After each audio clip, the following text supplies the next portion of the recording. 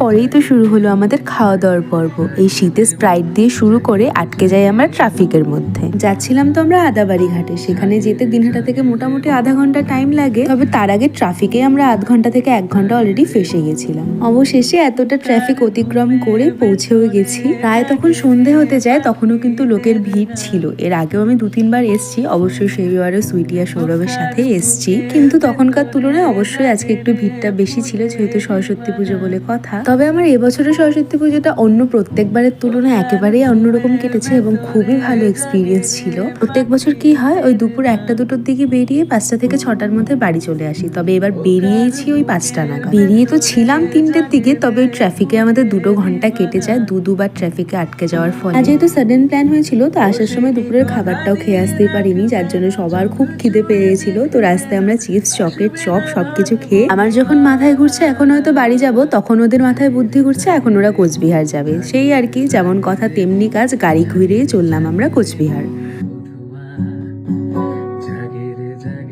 সরস্বতী পুজোয় বেরিয়েছিলাম তো ঠাকুর দেখতে, ঠাকুর দেখা ছাড়া সবই করেছি, কি করিনি বলতো। কোচবিহার ঢুকে মদনমোহন বাড়ি হয়ে চলে গেলাম সাগর দিঘিতে, একটুখানি ঘুরলাম, ছবি টবি তুললাম, আর ওই যে দূরে একটা ঠাকুরের প্যান্ডেল, যেটা নামমাত্র শুধুমাত্র তোমাদের দেখালাম, সেটা দেখিয়ে চলে গেছিলাম আমরা একটু খেতে, যেহেতু অনেক রাত হয়েছে, খিদেও পেয়েছে সবার। কিছু কথা আছে।